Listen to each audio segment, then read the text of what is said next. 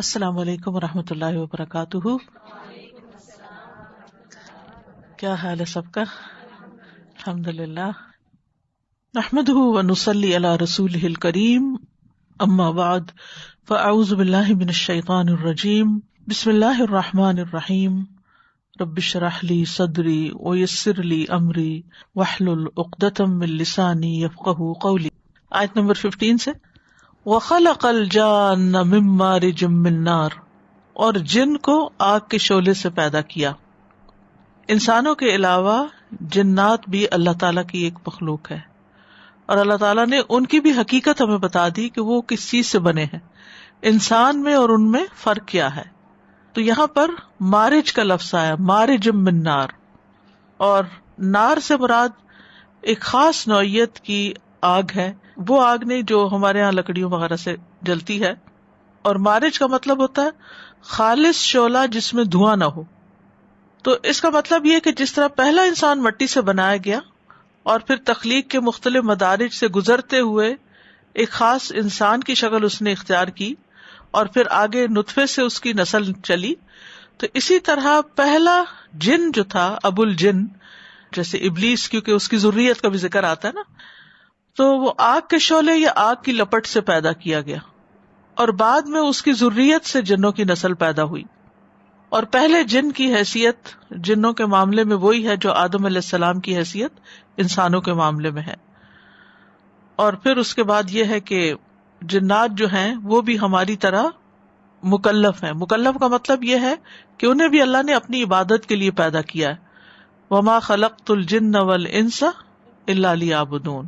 اور اللہ نے ان کو ایک خاص قسم کا جسم دیا ہے جس کو ہم نہیں دیکھ سکتے لیکن وہ ہمیں دیکھ سکتے ہیں. انہ یراکم ہوا وقبیلہ من حیث لا ترونہم. وہ اور اس کا قبیلہ تمہیں ایسی جگہ سے دیکھ رہا ہے جہاں سے تم اس کو نہیں دیکھ سکتے. اسی طرح جنوں کے بارے میں جو اور چیزیں قرآن سے اور باقی احادیث وغیرہ سے ہمیں پتہ چلتی ہیں، وہ سریع الحرکت ہیں، آسمانوں تک جا پہنچتے ہیں، جبکہ انسان جو ہے وہ اوپر تک اس طرح نہیں جا سکتا. اسی طرح جنات مختلف شکلیں اختیار کر لیتے ہیں، سانپ کی شکل، کتے کی شکل، گدھے کی شکل، انسانی شکل. پھر اسی طرح چیزوں کے اندر غیر محسوس طریقے سے جیسے دیوار پار کر لیتے ہیں مادی چیزیں، ان کے لیے یہ رکاوٹیں نہیں ہیں.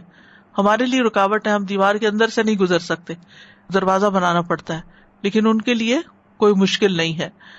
پھر اسی طرح یہ ہے کہ ان کے اندر بھی نیک اور بد دونوں طرح کے موجود ہیں. ہمیں ان کے وجود کے بارے میں تو بتایا گیا ہے، لیکن ہمیں ان کے ساتھ کس قسم کے کوئی تعلقات قائم کرنے ہیں یا ان کے سلسلے میں ہماری کوئی رسپانسبلٹیز ہیں، ایسا کچھ نہیں بتایا گیا. ہاں یہ پتہ چلتا ہے کہ وہ انسان کو بہکانے کا کام کرتے ہیں، جن میں سر فہرست جو ہے وہ ابلیس ہے. اسی طرح یہ مارج کا لفظ جو ہے اس کو ملی جلی آگ بھی کہا گیا ہے، اور ہلتی ہوئی آگ بھی، جیسے شعلہ ہوتا ہے نا اور وہ ہلتا ہے اضطرابی شکل میں. تو جنات کی تخلیق جو تھی وہ انسانوں سے پہلے ہوئی تھی، اسی لیے ابلیس نے کہا تھا خلقتنی من نار وخلقتہ من طین. تو جس طرح مٹی کی کچھ خصوصیات آپ لوگوں نے بیان کی، اسی طرح آگ کی بھی، اور آگ کے شعلے کی اور اس کے اندر سے نکلنے والے دھوئیں کی یہ کچھ خصوصیات ہوتی ہیں. اس کے اندر ایک بھڑکاؤ ہوتا ہے، ایک تپش ہوتی ہے، گرمی ہوتی ہے، جلانے کی اس میں صلاحیت ہوتی ہے. پھر وہ اوپر کو اٹھتا ہے، مٹی جو ہے وہ گرے تو نیچے کو جاتی ہے، آگ جو اوپر کو جاتی ہے. اسی لیے ابلیس کے اندر جو ہے وہ تکبر تھا. اور پھر یہاں پر اس کے بعد فرمایا فَبِأَيِّ آلَاءِ رَبِّكُمَا تُكَذِّبَانِ. تو تم دونوں اپنے رب کی کن کن نعمتوں کو جھٹلاؤ گے. یہاں پر انسانوں اور جنوں دونوں کا ذکر کرنے کے بعد پھر وَبِأَيِّ آلَاءِ رَبِّكُمَا مسلسل پوری صورت میں آتا ہے، اس سے پہلے بھی ایک بار آیا اور یہاں بھی. تو یہاں پر موقع کی مناسبت سے نعمتوں کے بعد یہ زیادہ مناسب لگتا ہے کہ تم اللہ کی قدرت کے عجائبات کو کیسے جھٹلا سکتے ہو کہ انسان جیسی چیز کو مٹی سے بنایا اور جن کو آگ کے شعلے سے بنایا، یعنی دونوں کو ذی روح بنایا، عبادت کے لیے بنایا، لیکن دونوں کی جو اصلیت ہے، دونوں کی جو حقیقت ہے وہ بالکل مختلف رکھی. اور انسانوں کو ایک مخصوص جسم دے کر پیدا کیا اور جنوں کو ایک مخصوص جسم دیا، لیکن دونوں کے لیے کیا چاہا کہ وہ اللہ کی عبادت کریں. یہ یاد رکھیے کہ انبیاء جو ہیں وہ انسانوں میں سے ہی آئے ہیں، اس لیے انسان کا درجہ جو ہے وہ جنات کے مقابلے میں افضل ہے. اور اسی طرح مٹی اور آگ میں سے بھی مٹی بہتر ہے آگ کے مقابلے میں، کیونکہ اس سے گروتھ ہوتی ہے. یعنی اگر آپ دیکھیں تو مٹی سے ہی سب چیزیں اگتی ہیں، اور مٹی کے اندر ہی سونا ملا ہوا ہے، اور مٹی کے بے شمار فائدے کس طرح ڈیکمپوز کر دیتی ہے جب انسانوں کو واپس اس میں ڈالا جاتا ہے. اس کے مقابلے میں آگ جو ہے اس کے اپنے فائدے ہیں لیکن ڈسٹرکشن زیادہ ہے. مٹی جو ہے وہ چیزوں کو بنانے والی ہے، آگ جو ہے وہ چیزوں کو جلانے والی ہے، ختم کرنے والی ہے. تو دونوں کے مزاج مختلف ہیں، لیکن دونوں کو ہی اللہ نے اپنی عبادت کے لیے پیدا کیا ہے. رب المشرقین و رب المغربین، رب ہے دونوں مشرقوں کا اور دونوں مغربوں کا. یعنی مشرق اور مغرب کا نظام چلانے والا صرف اللہ ہی ہے، دونوں کا مالک وہی ہے. کوئی چیز نہ اس کے حکم کے بغیر طلوع ہوتی ہے اور نہ اس کے حکم کے بغیر غروب ہوتی ہے. ہر چیز جس کو مشرق اور مغرب گھیرتا ہے اس کا رب اللہ ہی ہے. رب یہاں عام طور پر جب ہم یہ آیت پڑھتے ہیں نا تو مشرقین اور مغربین کے پیچھے لگ جاتے ہیں اور رب کا لفظ بھول جاتے ہیں کہ طلوع اور غروب کے مواقع جو ہیں ان کو بھی کنٹرول دراصل اللہ ہی کر رہا ہے. اب یہ دو مشرق اور دو مغرب کیا ہے، اس کی بہت سی تعویلیں کی گئی ہیں. مثلاً یہ ہے کہ سردیوں اور گرمیوں میں جو سورج اور چاند کا نکلنا ہے وہ الگ الگ جگہوں سے ہوتا ہے. یعنی سردیوں میں ایک اینڈ ہے اور گرمیوں میں دوسرا اینڈ ہے، یعنی آخری کنارے تک چلا جاتا ہے گرمیوں میں، اور سردیوں میں ایک دوسرے آخری کنارے تک چلا جاتا ہے. تو ایک ادھر کا اینڈ کا مشرق، ایک ادھر کا مشرق. پھر دوسرا معنی یہ بھی کیا گیا ہے کہ سورج کا مشرق اور چاند کا مشرق، اور سورج کا مغرب اور چاند کا مغرب. پھر اسی طرح ہر جگہ سورج طلوع ہو رہا ہے اور دوسری جگہ غروب ہو رہا ہے. یعنی ایک مشرق جو ہے وہ دوسرے کے لیے مغرب ہے اور دوسرے کا مغرب دوسرے کے لیے مشرق ہے. پھر اسی طرح یہ ہے کہ مشرق سے مراد فجر اور سورج، اور مغرب سے مراد سورج اور رات، یعنی دونوں کی نمازوں کے اوقات وغیرہ متعین کرنے کے لیے بھی ہے. پھر اسی طرح قرآن مجید میں مشرق اور مغرب کو واحد بھی لایا گیا ہے، جیسے سورۃ المزمل میں آتا ہے رب المشرق والمغرب لا الہ الا ہوا فاتخذہ وکیلا. مشرق اور مغرب کا رب وہ ہے، اس کے سوا کوئی معبود نہیں، اسی کو کارساز بنا لو. اور سورۃ الرحمن میں دو مشرق اور دو مغرب کا ذکر ہے. سورۃ المعارج میں رب المشارق والمغارب. تو اگر واحد ہو تو اس سے مراد خاص وہ سمت ہے، جیسے ایسٹ اینڈ ویسٹ، اور اسی سے پھر شمال اور جنوب کا بھی پتہ چلتا ہے. اور اگر تسنیہ ہو تو سردی گرمی کو آپ لے سکتے ہیں، اور جمع ہو مشارق والمغارب تو ہر روز سورج کے نکلنے کی جگہ فرق ہوتی ہے. یعنی اسی لیے ٹائم میں 1 منٹ، آدھے منٹ، چند سیکنڈ کا فرق پڑ جاتا ہے، کیونکہ وہ سورج اپنی جگہ بدل دیتا ہے اور دن کا سائز جو ہے وہ تبدیل ہو جاتا ہے، رات کا سائز تبدیل ہو جاتا ہے. اور پھر اسی طرح یہ ہے کہ صرف سورج اور چاند ہی نہیں بلکہ ستارے بھی طلوع اور غروب ہوتے ہیں. وہ ادبار النجوم بھی ہوتا ہے، ان کا بھی رب ہے. یعنی ستاروں کا غروب بھی ہے اور ستاروں کا شروق بھی ہے. اور اس کے علاوہ معلوم نہیں اللہ سبحانہ وتعالیٰ کے اور کون کون سی چیزیں ہیں جو طلوع بھی ہوتی ہیں اور غروب بھی ہوتی ہیں. رب المشرقین و رب المغربین.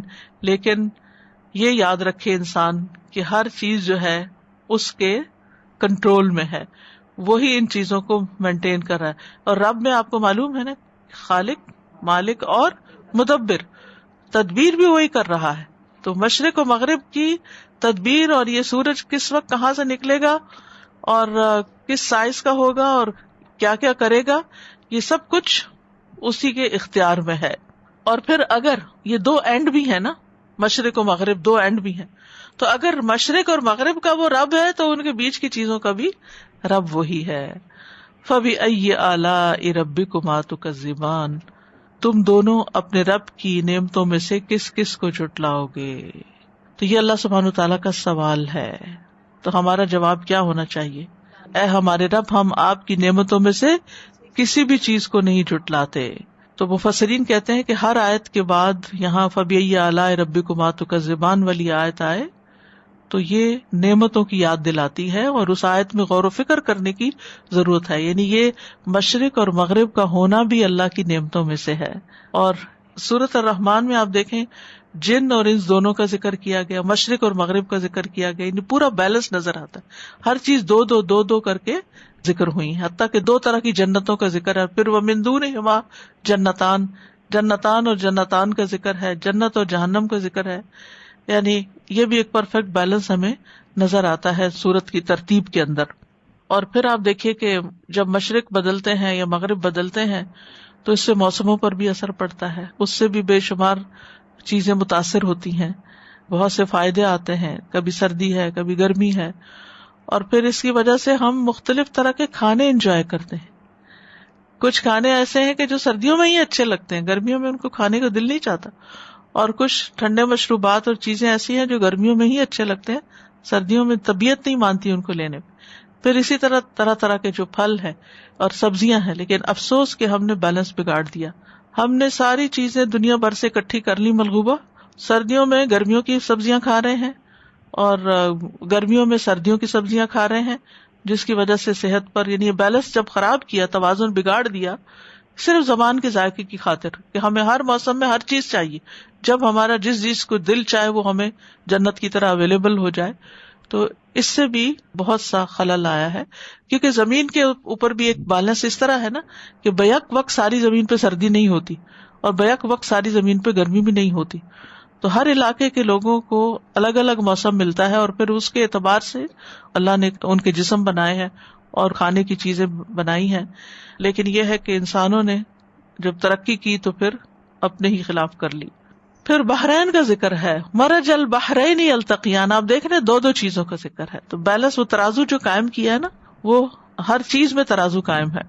اس نے 2 سمندروں کو مرج کر دیا، ملا دیا. یلتقیان جو اس حال میں مل رہے ہیں کہ بینہما برزخ لا یبغیان، جن کے درمیان ایک پردہ ہے جس سے وہ دونوں ایک دوسرے پہ بغاوت نہیں کرتے. تو یہ 2 سمندر کون سے ہیں؟ یعنی 2 سمندروں کو اس نے چھوڑ دیا کہ وہاں مل جائیں. یہاں بھی اگر ہم دیکھیں تو جو سمندر ہیں ان کے بارے میں مفسرین نے بڑی دلچسپ باتیں کی ہیں. یہ کہتے ہیں کہ ایک آسمان کا سمندر ہے اور ایک زمین کا سمندر ہے. آپ کو معلوم ہے نا کہ عرش کے نیچے پانی ہے، اور یہ ابن عباس کا قول ہے. تو بینہما برزخ، یعنی یہ زمین آسمان جو بیچ میں ہے یہ سارا برزخ ہے. اور لا یبغیان، وہ یہ نہیں کہ آسمان کا سمندر گر پڑے زمین کے اوپر تو پھر کیا ہو.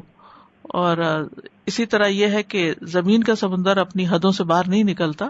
پھر اسی طرح کھارا اور شیریں سمندر، یعنی سمندر کے اندر سٹریمز ہیں جو میٹھی بھی ہیں اور ساتھ ہی اس کے نمکین پانی گزر رہا ہے. پھر ایک مشرق کی طرف اور ایک مغرب کی طرف، ایک زمین کے اس حصے میں ایک زمین کے اس حصے میں ہے.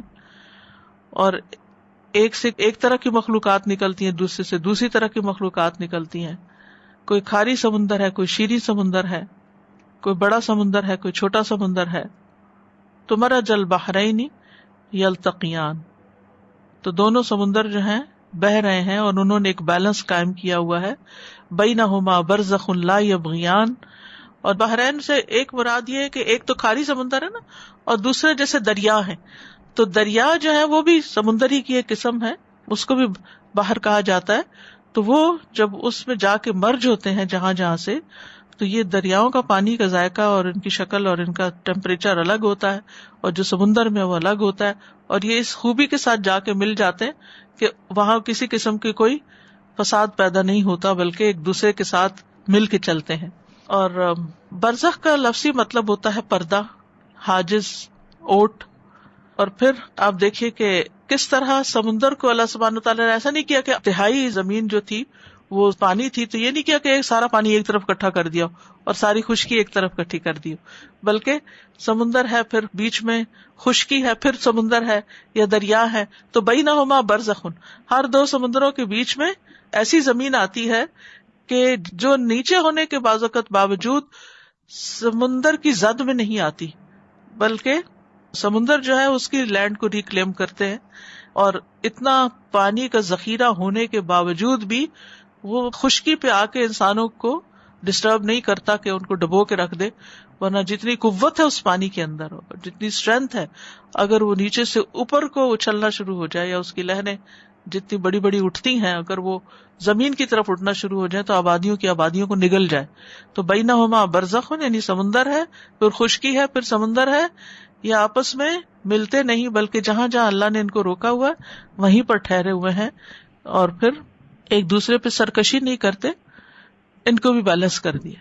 یعنی ان میں سے کوئی کسی پہ سرکشی نہیں کرتا, نہ میٹھا نمکین پہ, نہ نمکین میٹھے پہ, نہ گرم ٹھنڈے پہ, نہ ٹھنڈا گرم پہ, اور نہ خشکی سمندر پہ اور نہ سمندر خشکی پہ. اور یہ بھی اللہ سبحانہ تعالیٰ کی قدرت کی نشانیوں میں سے ہے. فَبِأَيِّ آلَاءِ رَبِّكُمَا تُكَذِّبَانِ, تو تم اپنے رب کی کون کون سی نعمتوں کو جھٹلاؤ گے. یعنی یہ اتنی بڑی نعمت ہے کہ جس کی وجہ سے ہم زندہ ہیں.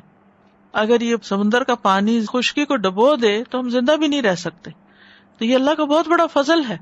آپ کبھی بھی سی سائڈ جائیں تو آپ دیکھتے ہیں کہ اتنا زیادہ بڑا ہونے کے باوجود, اکثر اس کے اندر لہریں اٹھنے کے باوجود اس کے اندر ایک خاص قسم کی گہرائی ہے, ٹھہراؤ ہے, اور اپنے اندر اتنی خوبصورت مخلوق سموئے ہوئے ہے اور ان سب کو جینے کا موقع دے رہا ہے. یہ نہیں کہ پانی کے تھپیڑوں سے ان کو ہلاک کر کے رکھ دے.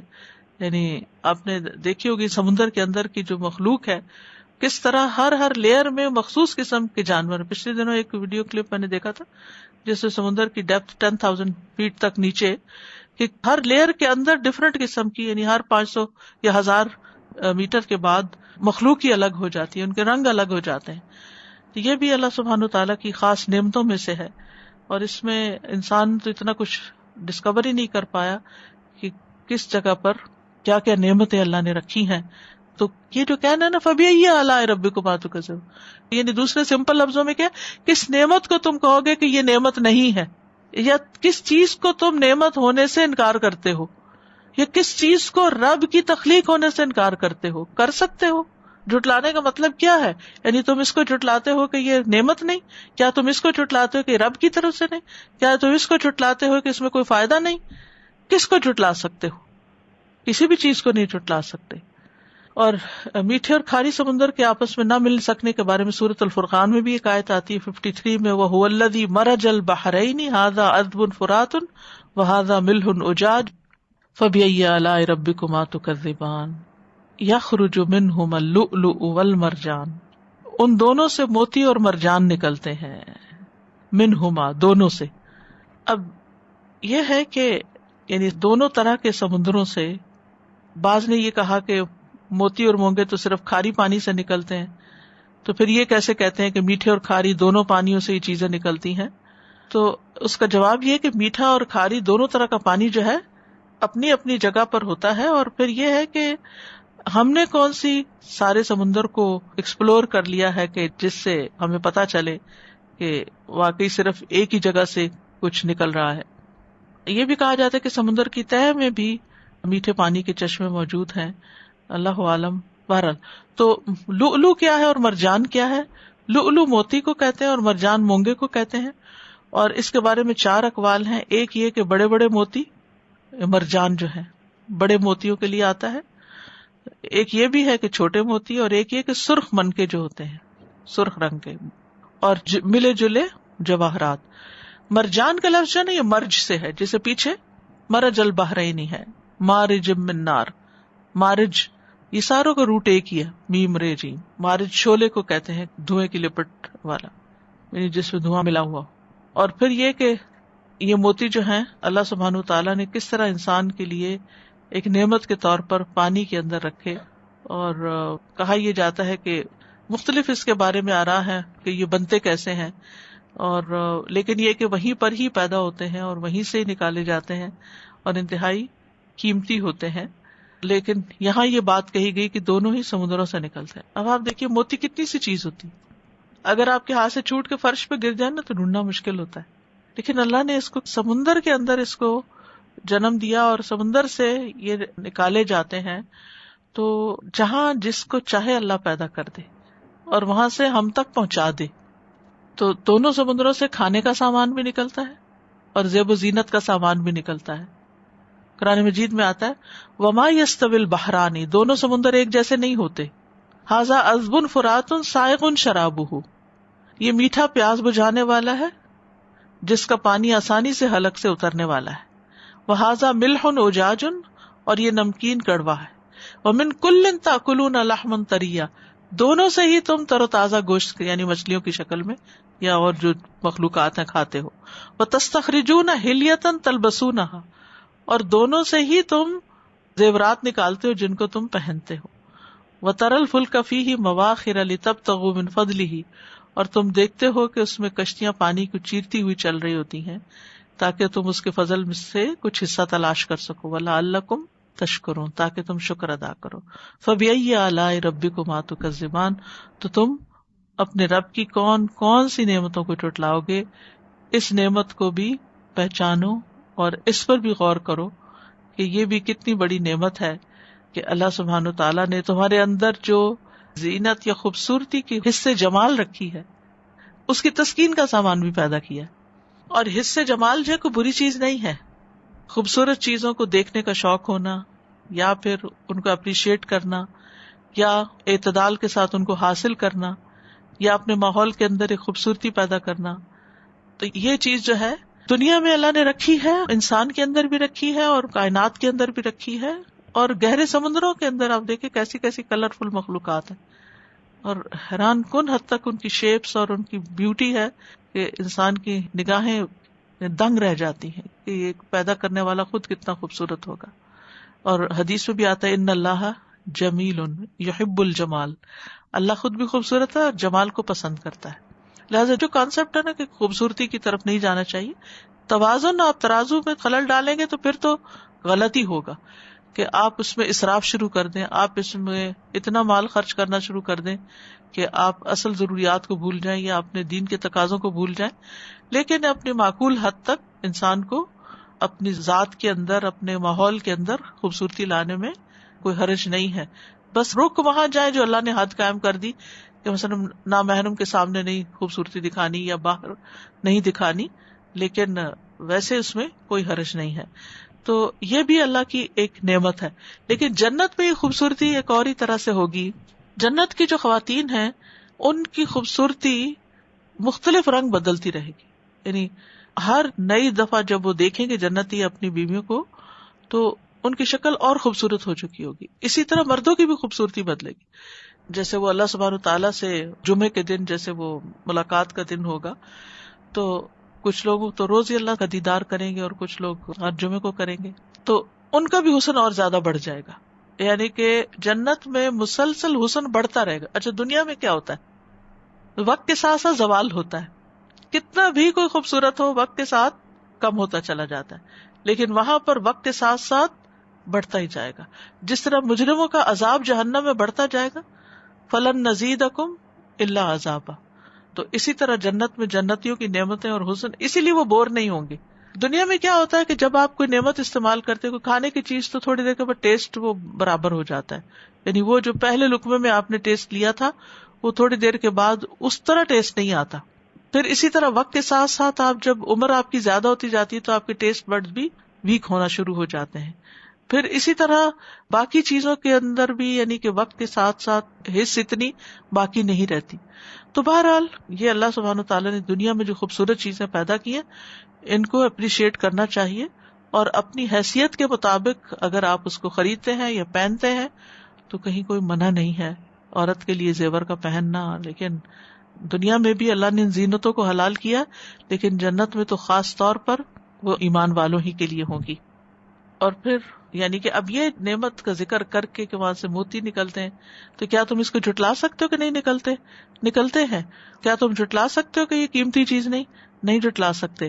کیا تم یہ کہتے ہو کہ یہ فائدے کے نہیں؟ موتیوں کو صرف پہننے کے کام نہیں لاتے، اس سے دوائیاں بھی بنتی ہیں، اس کے مختلف فائدے ہیں. تو اس کا کون انکار کر سکتا ہے؟ کیا کوئی کہہ سکتا ہے کہ ہم نے بنایا، فلاں نے فیکٹری لگائی ہوئی ہے سمندر کے اندر اور وہاں سے موتی بن کے نکلتے؟ نہیں، سب کچھ اللہ ہی نے بنایا ہے، کوئی بھی انکار نہیں کر سکتا. خود سے خود کوئی بن جاتا ہے. اب دیکھیں مصنوعی بھی، آرٹیفیشل بھی بن رہی ہے جیولری، اس طرح کی موتی وغیرہ آرٹیفیشل بھی بن رہے ہیں. تو اس کی کیوں فیکٹری تمہیں لگانی پڑی؟ اگر ہر چیز خود ہی بن جاتی تھی تو پھر اگر اندر خود بن گئی تو باہر بھی خود بن جانی چاہیے تھی.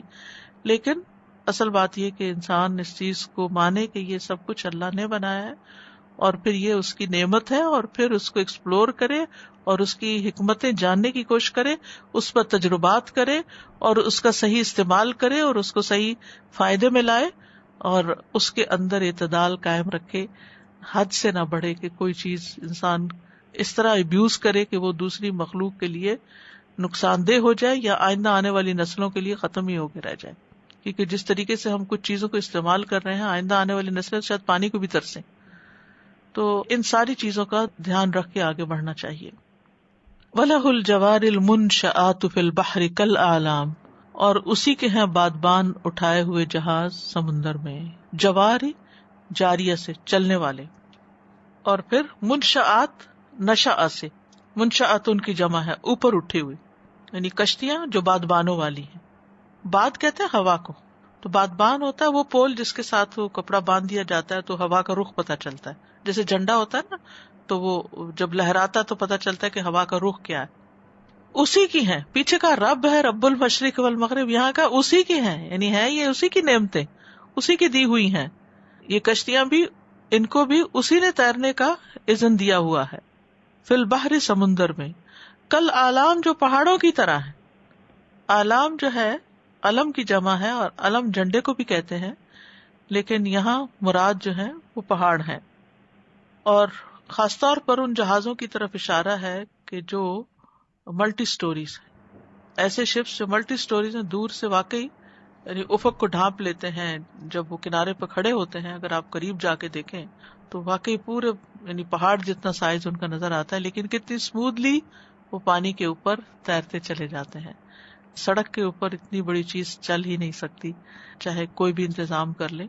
جو دوسرا جہاز ہے، ہوائی جہاز ہے، وہ بھی یعنی اس طریقے سے اڑ نہیں سکتا، یعنی اتنے ملٹی سٹوریز نہیں ہوتا جتنا پانی کے اوپر جو جہاز ہیں وہ چل رہے ہوتے ہیں. تو اللہ سبحانہ تعالیٰ نے ان کو انسان کے لیے مسخر کیا، اور پھر ان کے اندر وہ صلاحیت رکھی کہ انسان ان بحری بیڑوں سے اپنی کمیونیکیشن کے نظام کو آسان کرے، چیزیں ایک جگہ سے اٹھا کے دوسری جگہ لے جائے. انسانوں کی ٹرانسپورٹیشن، ساری مخلوقات کی، انسانوں کی ضروریات کی. تو اس میں سامان بھی ہے اور سامان لادنے والے بھی، اور انسان بھی، اور چلانے والے بھی، اور چلائے جانے والے بھی. تو یہ سب دراصل اللہ سبحانہ تعالیٰ کی قدرت کی نشانی ہے. تو تم اللہ کی قدرت کی نشانیوں کو کیسے جھٹلا سکتے ہو؟ آلام کا ایک معنی محلات بھی کیا گیا ہے، محل کی طرح، قصر. اور اب آپ دیکھیں کہ لیٹلی شپس کے اندر جو 5 اسٹار ہوٹلز کی طرح اور شاپنگ مالز اور یعنی پورا شہر آباد ہوتا ہے، ہر چیز اویلیبل ہوتی ہے. ان کے پراپر بیڈ رومز وغیرہ اگر آپ دیکھیں تو زمین پر بنے ہوئے گھروں سے کم نہیں. تو یہ بھی اللہ سبحانہ تعالیٰ کی نعمت ہے. تو چلنے والی کشتیاں جو ہے وہ پھر 3 طرح کی ہو گئی، ایک جو سمندر میں چل رہی ہیں، اور ایک جو خشکی پہ چل رہی ہیں یعنی گاڑیاں، اور تیسرے جو فضا میں اڑ رہی ہیں. اللہ ہی نے ان کو مسخر کیا ہے، اللہ ہی نے انسان کے لیے آسانی پیدا کی ہے. الم تر ان الفلک تجری فی البحر بنعمت اللہ لیریکم من آیاتہ ان فی ذلک لآیات لکل صبار شکور وآیۃ لہم انا حملنا ذریتہم فی الفلک المشحون وخلقنا لہم من مثلہ ما یرکبون. اور ایک نشانی ان کے لیے یہ ہے کہ ہم نے ان کی نسل کو بھری ہوئی کشتی میں سوار کیا، اور ہم نے ان کے لیے اس جیسی کئی اور چیزیں بنائی جن پہ سوار ہوتے ہیں. تو یہ ذریت کا لفظ ہے نا، قابل غور ہے. ذریت جو ہے یہ صرف پروجنی کے لیے استعمال ہوتا ہے. اب آپ دیکھیں کہ حملنا ذریتہم، ان چیزوں پہ سوار ہو کر آپ اپنی ساری ذریت کو لے کے یہاں آ پہنچے. اور دنیا میں کس طرح لوگ مختلف جگہوں پر، مختلف علاقوں پر ادھر سے ادھر جاتے ہیں، اور پھر اللہ کا فضل تلاش کرنے، جابس کے لیے، سمندر کی چیزیں نکالنے کے لیے. تو یہ ساری چیزیں کس لیے ہیں؟ تاکہ تم وَلَعَلَّكُمْ تَشْكُرُونَ، جیسے سورۃ الجاثیہ میں آتا ہے اللہ الذی سخر لکم البحر لتجری الفلک فیہ بامرہ ولتبتغوا من فضلہ وَلَعَلَّكُمْ تَشْكُرُونَ. صرف اللہ تعالیٰ یاد دہانی کراتے ہیں کہ نعمتیں میں نے تمہارے لیے بنائی ہیں، استعمال کرو لیکن شکر ادا کرو. فَبِأَيِّ آلَاءِ رَبِّكُمَا تُكَذِّبَانِ، تو تم دونوں اپنے رب کی نعمتوں میں سے کس کس کو جھٹلاؤ گے؟ یعنی کسی کو بھی انسان جھٹلا نہیں سکتا، کیونکہ یہ اللہ کی دی ہوئی نعمتیں ہیں. اللہ سبحانہ وتعالی ہمیں ان کا حق ادا کرنے کی توفیق عطا فرمائے، اور واقعی ہم اللہ تعالیٰ کے احسانات کو نہ بھولیں اور ان چیزوں سے اس کی اطاعت ہی کے کام لیں، اس کی نافرمانی کے کام نہیں۔ جی استاذی، میں دیکھ رہی تھی کہ اللہ سبحانہ تعالیٰ نے ہمیں نعمتیں الگ دی ہیں اور نعمتوں کا استعمال بھی الگ دیا اور ان کی اپریسیشن بھی الگ طرح دی ہے۔ مطلب کچھ نعمتیں ایسی جو ہم شیئر کر سکتے ہیں، نعمتیں تو ساری شکر کرنے کے لیے، لیکن کچھ کا جیسے ہوتا ہے نا استعمال الگ ہے، کچھ شیئر کر سکتے ہیں، کچھ کو آپ گھر ہی میں، جیسے اگر اپنے ہسبینڈس کو دیکھ لیں، آپ انہیں شیئر تو نہیں کرتے لیکن ان کو اپریشیٹ تو کرتے ہیں نا۔ تو ہر چیز کا میں دیکھتی ہوں، جب بچے ہیں بچوں کو اپریشیٹ کرتے ہیں، ان کو دوسرا شیئر نہیں کرتے، تو مجھے ایسا لگتا ہے لیکن اپنی صلاحیتوں کو دوسروں کا شیئر کرتے ہیں، اپنے علم کو شیئر کرتے ہیں۔ تو نعمتوں میں ہر چیز الگ الگ ہے، جیسے آپ نے بتایا نا پرفارمنس الگ ہے ہر چیز کی، تو وہی والی چیز آتی ہے۔ دیکھیں حضرت مریم کی والدہ نے تو ان کو وقف کیا تھا، یعنی اپنی اولاد میں سے اس طرح شیئر تو نہیں، لیکن یہ کہ وقف تو کیا جا سکتا ہے، حتیٰ کہ اپنے آپ کو بھی اپنے کچھ آورز وقف کیے جا سکتے ہیں۔ جو والنٹریلی ہم جو کام کرتے ہیں یہ بھی دراصل شکر گزاری کا ہی ایک انداز ہے۔ جو بھی رہنے والی چیزیں ہیں اس دنیا میں، جو بھی اللہ نے پیدا کیا اور ہم نے ان کی کس طرح تباہی مچائی ہے، یہ ایکسٹرا ڈر والی چیز ہے کہ اللہ نے ہمیں خلیفہ بنا کے بھیجا تھا، ہمیں ان چیزوں کی کیئر کرنے والا بنا کے بھیجا تھا، ان کو پروٹیکٹ کرنے والا بنا کے بھیجا تھا، اور ہم نے ان کا کیا حال کیا۔ دوسری چیز میں یہاں پر یہ سوچ رہی تھی کہ بحری سفر کی بات کی گئی ہے، آج بھی جبکہ اور سفر کے کتنے سارے چیزیں نکل آئی ہیں، ہوائی جہاز سب سے بڑی چیز، لیکن آج بھی یہ سفر سب سے سستا ہے۔ جو شپمنٹس ہوتی ہیں وہ سمندروں سے ہوتی ہیں، اگر کہیں کوئی شپمنٹ کسی کی بائی چانس یا کسی غلطی کی وجہ سے بائی ایئر ہو جائے تو لوگ اس میں بینکرپٹ ہو جاتے ہیں کہ وہ اس قدر مہنگا سفر ہے۔ تو کنٹینرز ہوتے ہیں وہ چلتے ہیں سمندر پہ، اور سبزیاں، جانور، پھل وغیرہ کیا کچھ نہیں ٹرانسپورٹ ہوتا اس سے۔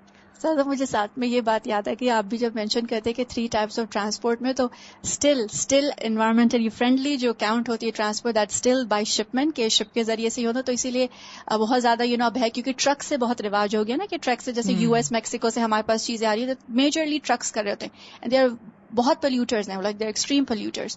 لیکن اس کے علاوہ ایئر ٹریول بھی ہے۔ میں نے کہا کہ ہم نے ایجادات کر تو نہیں ہیں سبحان اللہ، لیکن جو اللہ تعالیٰ نے ہمیں سکھایا تھا دیٹ اسٹل مچ بیٹر۔ اور پھر یہ تو اب بنی ہے نا چیزیں، وہ تو قدیم زمانے سے انسان استعمال کرتا آیا۔ السلام علیکم۔ سر بہترین صورت، اور انسان کے اندر ہر آیت پڑھ رہے ہیں تو اس کے ساتھ ساتھ اللہ تعالیٰ کی شکر گزاری سے دل بھر رہا ہے۔ میں یہ سوچ رہی تھی کہ اگر ہم شکر کرتے ہیں تو ہم اپنے لیے تو کرتے ہیں کہ اللہ تعالیٰ کا شکر کریں، جیسے سورہ لقمان میں ہے نا کہ اگر انہوں نے نصیحت کی تھی اپنے بیٹے کو تو انہوں نے یہی تو کہا تھا کہ جو کوئی شکر کرے گا تو وہ اپنے نفس کے فائدے کے لیے۔ اور واقعی کہ جب ہم شکر کرتے ہیں، اسپیشلی میں دیکھتی ہوں کہ انسان جب شکر سے اس کا دل بھرتا ہے تو وہ بے اختیار سجدہ شکر میں ہم مسلمان چلے جاتے ہیں، اور اس کے بعد جو آپ کی باڈی میں چینجز آتی ہیں، رائٹ، آپ کی باڈی میں سکون آتا ہے، خون آپ کے دماغ، یعنی کہ میڈیکلی بھی اور آپ کے روحانی طور پہ بھی جو ایک سکون اندر سے فیل ہوتا ہے، وہ کتنی بڑی نعمت ہے اللہ تعالیٰ کی۔ اور پھر میں اس کے اوپر غور کری تھی جو رب المشرقین و رب المغربین، تو سردیوں میں جیسے دن چھوٹے ہوتے ہیں اور راتیں لمبی ہوتی ہیں، اسی طرح گرمیوں میں جو ہے وہ دن بڑے ہوتے ہیں اور راتیں چھوٹی ہوتی ہیں۔ اس کے بہت سے بینیفٹس ہیں، لیکن اس کے ساتھ ایک میں اسکالر کا سن رہی تھی تو انہوں نے کہا کہ سردی کے اندر سورج کا جو چکر ہوتا ہے وہ بہت چھوٹا ہوتا ہے، وہ جلدی غروب ہو جاتا ہے، وہ گرمی کی طرح اینڈ سائڈ پر نہیں جاتا۔ اگر وہ نارتھ سائڈ پہ ہماری انٹارکٹک پہ چلا جائے ادھر، اور جتنی برف کی وہاں پر پوری ماؤنٹینز ہیں اور وہ ساری بھری ہوئی ہیں، اگر وہ اسی طرح گرمی تو پوری زمین کے اندر پوری دنیا میں سیلاب آ جائے گا۔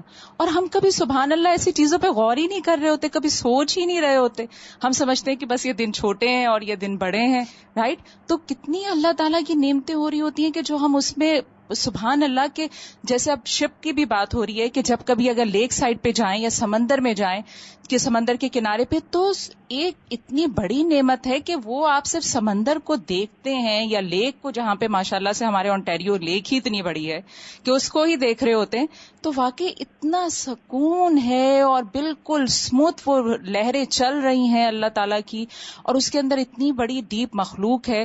پھر اس کے ساتھ جو شپ کھڑے ہوتے ہیں وہ ایک انسان کو دیکھ کر، آپ کو اگر ٹریول کریں وہاں پر تو وہ دیکھ کر آپ کو اپنی توجہ اپنی طرف مبذول کرواتے ہیں کہ واقعی کہ ایک آپ سوئی ڈالتے ہیں، ایک پتھر ڈالتے ہیں پانی، اور پانی کے اندر چلا جاتا ہے، اور اتنا بڑا یعنی کہ وزنی جہاز پورے سمندر کے سینے کے اوپر چل رہا ہوتا ہے اور ادھر سے ادھر سبحان اللہ جا رہا ہوتا ہے. تو فبی آئی آلائی ربکم. بالکل. اور ان شپس کا تو مجھے اس وقت اور بھی زیادہ احساس ہوا جب میں مالدیپ جانا ہوا میرا, اور وہاں پر تو کئی ہزار جزائر ہیں, جزیرے ہیں جن میں لوگ رہتے ہیں. خشکی ایک جگہ اکٹھی نہیں ہے, چھوٹے چھوٹے ٹاؤنز ہیں, ایک ایک جزیرے کے اوپر ایک ایک ولیج ہے. وہ تو پوری دنیا سے کٹے ہوئے ہیں. اگر وہ شپس نہ ہوں تو وہ تو نہ ان کے پاس کچھ پہنچے, کیونکہ ہر چیز تو نہ وہاں اگتی ہے اور نہ ملتی ہے. تو وہ کمیونیکیشن کا جو بہترین ذریعہ ہے وہ یہی ہے, کیونکہ وہ اتنے بڑے بھی نہیں کہ وہاں کوئی جہاز بھی جا کے لینڈ کرے, اور دوسری ٹرانسپورٹ تو سوال ہی پیدا نہیں ہوتا. اور اتنے گہرے سمندر ہیں کہ کوئی سوئم کر کے بھی ایک جگہ سے دوسری جگہ نہیں پہنچ سکتا. مجھے یہاں پر جو پوائنٹ زیادہ لگا وہ یہ, جیسے آپ نے کہا کہ اللہ تعالیٰ نے انسان کو بنانے سے پہلے 40 سال, پھر دوبارہ 40 سال, پھر دوبارہ 40 سال, تو مطلب کتنا ٹائم دیا نا اس کو. تو میں یہاں یہ سوچ رہی تھی کہ اس سے ہم کو یہ لگتا ہے کہ پیشنس, اور پھر آگے اللہ تعالیٰ نے جیسے پرل کی مثال دی کہ مرجان جو ہے تو وہ بھی کیسے نکلتا ہے نا. آپ جب تک اس سے گندی سی سیپ کو لے کر مٹی سے دھوئیں گے نہیں, اس کے اندر سے نکلے گا. یا جس طرح ہم کہیں جا رہے ہیں, ہمیں بہت سارے لوگ مل رہے ہیں جو بہت بظاہر دیکھنے میں عام سے ہیں, لیکن جب ہم ان سے ملتے ہیں, انٹریکٹ کرتے ہیں, تو ہم بعد میں کہتے ہیں واو وہ اتنا اچھا ہے, وہ مجھے تو اندازہ ہی نہیں تھا کہ وہ اتنی اچھی ہے, وہ کتنی اچھی ہے, کتنی ہیلپ فل ہے. تو مطلب مجھے لگا کہ یہاں سے ہمیں یہ بات سمجھ میں آئی کہ آپ کو بہت زیادہ پیشنس کی ضرورت ہے ہر چیز میں. ہمارے بنانے سے جو اللہ تعالیٰ نے یہ ہم کو بتایا پروسیجر کہ کتنا پیشنس, لیکن انسان بہت جلد باز ہے. تو مجھے لگا کہ یہاں پر ہم کو یہ بہت ویلڈ پوائنٹ ملا اپنے بچوں کی تربیت میں بھی. جیسے آپ نے کہا کہ کوئی بچہ ہمیں لگ رہا ہوتا ہے بچپن میں کہ یہ تو بہت بریلینٹ ہے, بہت آگے جائے گا, لیکن اینڈ آف دا ڈے وہ اتنا نہیں کرتا جتنا ہم سمجھ رہے ہوتے ہیں. اور کوئی بچہ جو ہمیں نہیں لگ رہا ہوتا وہ بہت آؤٹ اسٹینڈنگ کر لیتا ہے. تو صبر کی ضرورت ہے, انتظار کی ضرورت ہے, اور مطلب یہ بات یاد رکھنے کی ضرورت ہے کہ صبر کرنا ہے. بالکل. اور جو کام جتنا پختہ, جتنا بہترین اور جتنا اچھا ہوتا ہے, ایون کھانا پکانے میں بھی آپ دیکھیں کہ جو کھانا ٹائم لے کے پکتا ہے اس کا ذائقہ کچھ اور ہوتا ہے اور اس کا بینیفٹس کچھ اور ہوتا ہے, اس کی ڈائجیشن اور طرح ہوتی ہے. اور جو آپ بس جلدی جلدی کچھ کر لیتے ہیں وہ بالکل اس کا مزہ ہی اور ہوتا ہے. سادہ بس ایک بات مینشن کرنا چاہتی ہوں, جو ہم پانی کی بات کر رہے تھے نا کہ 2 سمندر کی, تو آپ نے کھارا اور شیریں کا ذکر کیا, تو مجھے اچانک یاد آیا کہ جیسے پورے ورلڈ کے اندر کھارا پانی زیادہ ہے, فریش واٹر جسے کہتے ہیں جو میٹھا ہے وہ بہت کم ہے, اونلی 2.5% اراؤنڈ اتنا ہے, اور اس میں بھی جو میجورٹی حصہ وہ گریٹ لیکس ہیں جو کینیڈا کے اندر ہے. So I think it's a moment of sheer gratitude for ہمارے بہاف پہ کہ ہم الحمدللہ ایسی جگہ پہ بیٹھے ہیں کہ جہاں ہم پانی بہت آسانی سے لیتے ہیں اور استعمال کرتے ہیں. اللہ تعالیٰ ہمیں اس کے شکر کی توفیق. اور شکر میں یہ ہے کہ احتیاط سے استعمال کریں, چاہے بہت زیادہ بھی ہو, لیکن پھر بھی سمندر کے کنارے بھی بیٹھے تو اتنا ہی لیں جتنی ضرورت ہے. ہمیں شکر کرنا ہے کہ سب سے زیادہ لیکس یہاں پر ہیں, اور سب سے زیادہ گاربیج بھی کینیڈین پروڈیوس کرتے ہیں, 31 million tons garbage per year, یعنی 2.7 kg ایچ کینیڈین ہم گاربیج پروڈیوس کر رہے ہیں. ہمارا ایکولوجیکل فٹ پرنٹ بہت بڑا ہے, تو ہم جتنا ترقی کر رہے ہیں تو ہمیں شکر کے ساتھ ہر چیز کو احتیاط سے استعمال کرنا ہے تاکہ نیکسٹ جنریشن اس کو استعمال کر سکے. بالکل. جی استاذہ جی, یہاں پہ جو دونوں سمندروں کی ایک کوالٹی خاص بتائی گئی ہے کہ وہ دونوں حدوں سے تجاوز نہیں کرتے, یعنی وہ تجاوز نہیں کرتے. تو جب بھی فساد ہوتا ہے تب ہوتا ہے کہ جب 2 رہنے والے یا کوئی بھی انسان جب اپنی حد سے تجاوز کرتے ہیں تو ہی تباہی اور فساد ہوتا ہے. اور دوسرا یہاں پہ میں دیکھ رہی تھی موتی کی جو بات کی گئی کہ سمندر کی سختی, ظلمات اور بہت زیادہ جیسے لہروں کے تھپیڑوں سے موتی نکلتے ہیں, اور کتنے وہ قیمتی ہوتے ہیں کہ کتنی زیادہ وہ سختی جھیل کے ایک بہت قیمتی ویلیویبل تھنگ نکلتی ہے. جزاک اللہ خیر. اور موتی بننے میں بھی کتنا جی بالکل ٹائم لگتا ہے, جی سال لگتا ہے. جزاک اللہ خیر. ربکما تکذبان, نماز کے دوران اس کا جواب دینا ہوگا؟ نہیں, جواب ضروری نہیں دینا. نہیں. اور دوسرا یہ آپ نے فرمایا کہ اگر اپنے بچے کو جیسے وقف کر دیں, اب پیدا ہوتے ہوئے ہم نے وقف کر دیا, اب ہاتھیں نہیں آ رہا, پھر کیا کیا جائے؟ ذہن بنانا پڑتا ہے نا, ذہن بنانا پڑتا ہے ان کو. بس کرتا تو اللہ ہی ہے, لیکن یہ ہے کہ ہم خود بھی مثال بنے نا. اگر ہمارے دلوں میں دنیا کی محبت زیادہ ہے اور ہم یہ چاہیں کہ بچوں کے دل میں دین کی محبت زیادہ ہو جائے, تو وہ تو عمل کی مثال سے سیکھتے ہیں نا.